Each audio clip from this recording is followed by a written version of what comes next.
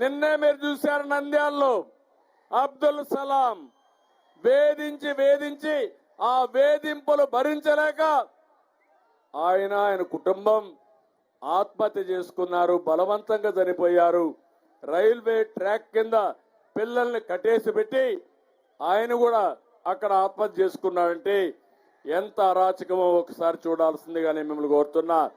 అంటే కనీసం కర్నూలుకి ఎన్నోసార్లు వచ్చాడు, ఎప్పుడైనా కుటుంబాన్ని పరామర్శించాడా, వాళ్ళకి సానుభూతి తెలియజేశాడా? అలాంటి ముఖ్యమంత్రి రాష్ట్రానికి అర్హుడా అని మిమ్మల్ని అడుగుతున్నా. నేను అందుకని ఈరోజు ఇంకొక విషయం మీరు చూడండి. ఈయన అంటున్నాడు, నిన్ను కూడా చెప్పాడు, ఒకప్పుడు అన్నాడు వైకాంట్ 175 అన్నాడు.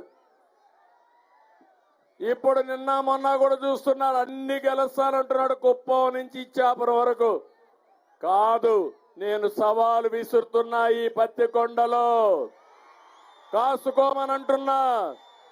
నీ పులివెందల ముందు గెలువు, తర్వాత నేను చూస్తానని చెప్పి సవాలు విసురుతున్నా. తమ్ముళ్ళు, నేను ఎప్పుడు చూడలేదు రాజకీయాల్లో, 45 ఏళ్లుగా చూస్తున్నా. 45 ఏళ్ళలో ఏ రాజకీయ పార్టీ కూడా ఎన్నికలు వచ్చినప్పుడు హుషారుగా ఉంటారు, కనీసం ఎన్నికలు సమర్థవంతంగా ఫేస్ చేస్తారు. ఎన్నికలు రాకమునిపే యుద్ధ రంగాల నుంచి పారిపోయిన పార్టీ వైఎస్ఆర్ కాంగ్రెస్ పార్టీ. 68 మంది ఇప్పటికే అభ్యర్థుల్ని మార్చాడు. దాంట్లో 29 మందికి సీట్లు ఇవ్వనున్నాడు. దీంట్లో మెజారిటీ ఎస్సీలు, ఎస్టీలు, బీసీలే ఉన్నారు.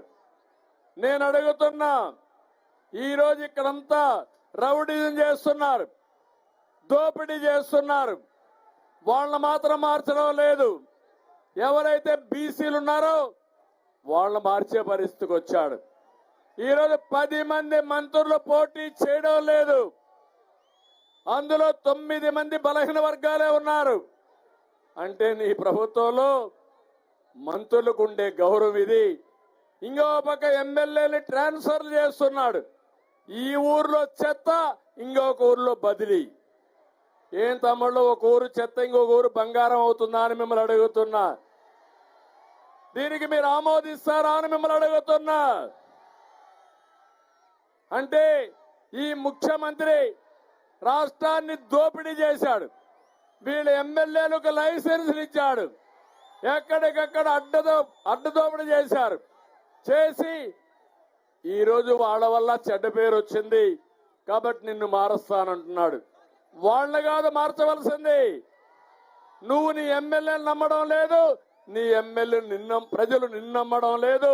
నిన్ను ఓడించబోయేది ఈ ఎన్నికల్లో ఈ ప్రజా సమూహం అని చెప్పి నేను మీకు తెలియజేసుకుంటున్నా. అందుకే ఒక విషయం మీరు చూస్తే, వైఎస్ఆర్ కాంగ్రెస్ పార్టీకి ఒకటే అడుగుతున్నా. నేను ఈ కర్నూలు నియోజకవర్గంలో ఒక్క పని మీరు చేశారా అని అడుగుతున్నా. ఒక్క అభివృద్ధి కార్యక్రమం మీరు చేశారా అని మళ్ళా నిలదీస్తున్నా. ఒక్క అభివృద్ధి కార్యక్రమం చేయలేదు. సంక్షేమ కార్యక్రమాలు చేశామని ఉదరగొడుతున్నారు. నేను ప్రారంభించిన 100 సంక్షేమ కార్యక్రమాలు రద్దు చేసిన ప్రభుత్వం ఈ వైఎస్ఆర్ కాంగ్రెస్ పార్టీ. తమిళలో మీకు అన్నా క్యాంటీన్ ఉందా ఇప్పుడు అని అడుగుతున్నా మిమ్మల్ని. చంద్రన్న బీమా ఉందా అని మిమ్మల్ని అడుగుతున్నా. విదేశ విద్య ఉందా అని మిమ్మల్ని అడుగుతున్నా. బీసీలకు, ఎస్సీలకు, ఎస్టీలకు, మైనారిటీలకి నిధులు పెట్టాడా అని మిమ్మల్ని అడుగుతున్నా. ఏది లేకుండా మిమ్మల్ని అందరినీ కూడా ఇబ్బంది పెట్టే పరిస్థితికి వచ్చాడు. సమాజంలో ప్రతి ఒక్కరూ బాధితులే, అందులో నేను కూడా బాధితుడిని. అవునా కాదా అని మిమ్మల్ని అడుగుతున్నా.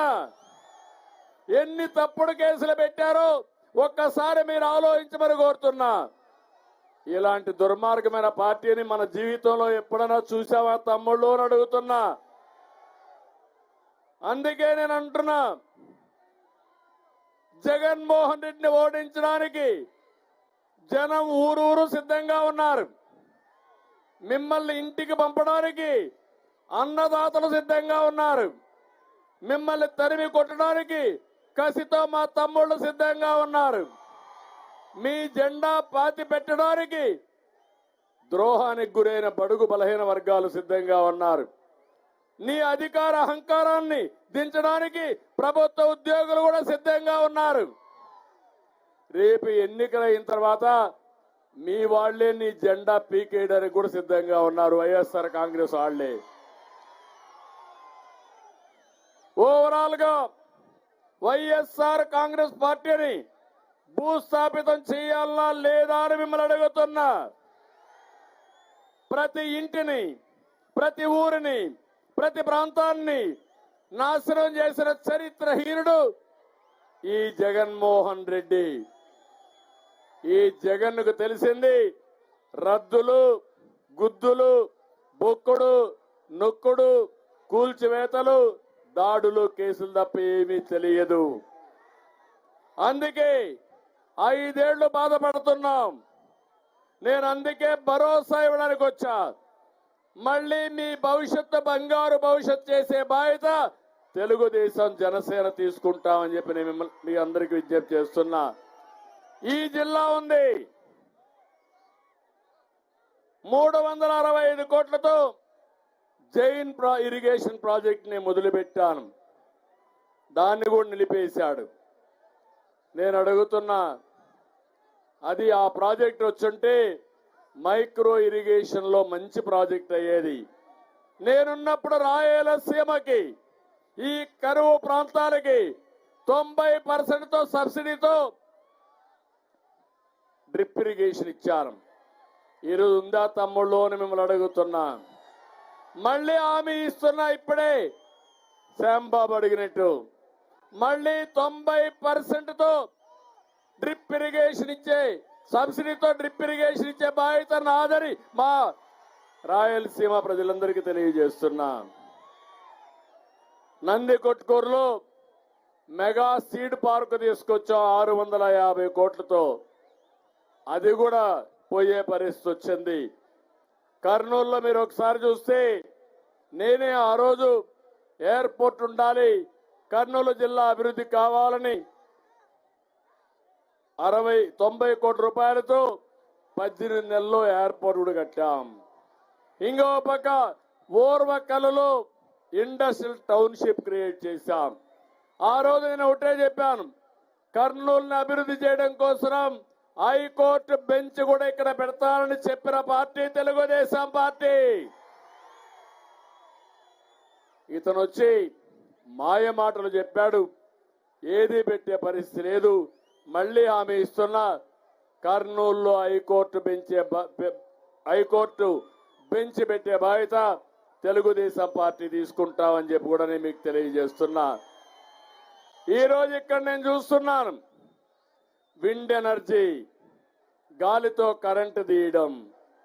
ఈ కర్నూలు జిల్లాని సోలార్ గాని, విండ్ ఎనర్జీ గాని చేసి మీకు ఎలాంటి ఇబ్బందులు లేకుండా చేయాలని, కరెంటు ఛార్జీలు తగ్గించాలని ఆలోచించాను.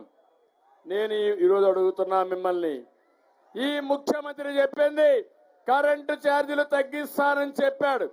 తగ్గించాడా తమ్ముళ్ళు అని మిమ్మల్ని అడుగుతున్నా. 9 సార్లు